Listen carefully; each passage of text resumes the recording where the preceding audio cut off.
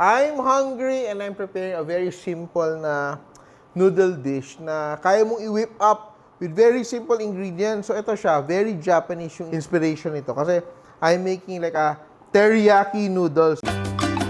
Simpol, simpol. Luto na, ha-ha. Luto na, ha-ha. I'm starting off with chicken breast. It's a personal choice, ha. If you want something more juicier, use a leg quarter fillet or a thigh fillet. But it's very important, pag nagluto ka with a chicken breast, you cook it right and you eat it right away. Kasi mag-noodles yung kinakain mo, you want to eat it right away while it's still hot. So perfect lang tong chicken breast. So I will just season my chicken breast with salt. Just salt, no more pepper. And I will sear my chicken. And skin side down first. And I will make my sauce. So I'm making like a teriyaki sauce. So I'm using Japanese soy sauce. Yan, around 4 tablespoons. Sugar. And I will also use honey. So around 2 tablespoons of sugar. 1 to 2 tablespoons of honey.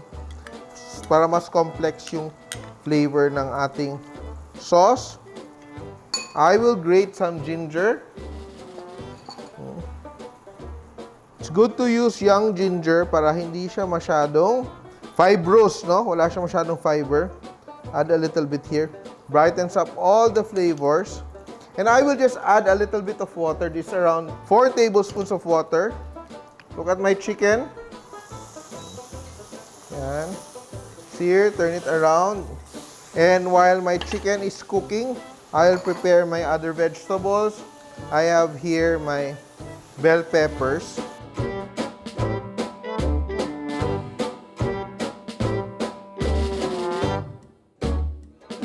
And I have leeks.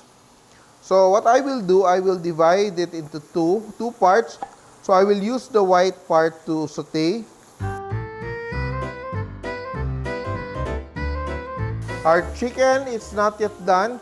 We're just searing it. But I will now add a little bit of my vegetables. Look at that, I have my garlic.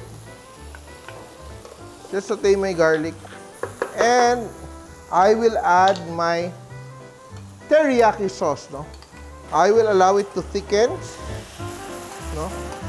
And cook the chicken through. So, nangyayari, I'm not cooking the chicken entirely na naka-sear, but I'm allowing it to cook with the sauce. Let it thicken, let the flavors develop. My egg noodles have cooled down. I prepared it earlier. Iba talaga ang noodles na gawa sa fresh eggs. Gaya nitong Good Life Egg Noodles. Noodles pa lang, malinamnam na.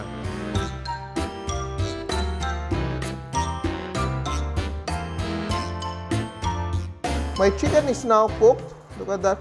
And I will let it rest. Let it rest. Yan. And very simply, everything I will just add to my sauce. Look at that.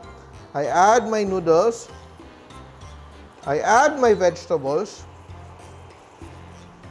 Yan. I will leave some for garnish of this toge. If you want to make it spicier, you can put chili flakes. You can add black pepper if you want. Very nice. Chop my leeks. Cut it diagonal as well. Iba talaga pag may touch of freshness. Because your noodles are already par-cooked, you don't have to overcook it. So your vegetables are all very crisp and very fresh. Finish with a little bit of black pepper. Sobrang dali lang.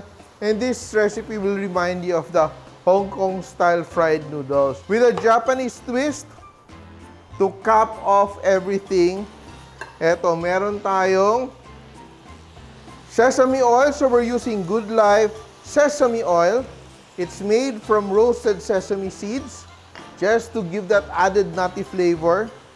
That's done. Very nice color. Bango, grabe.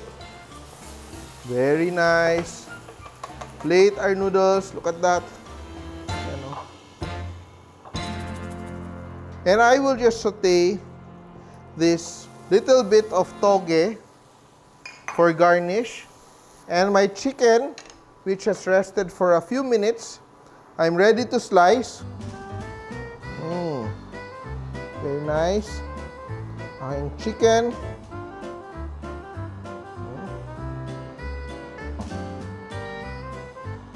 Extra toge. Yan. More vegetables, more fiber for us. Yan. Leeks. Yan. And sesame seeds. Look at that. Di ba? And for a little bit more extra flavor, kaya mga simple, try this recipe at home. Ang sarap nito. I'm sure you will enjoy it. Teriyaki chicken egg noodles. Simple!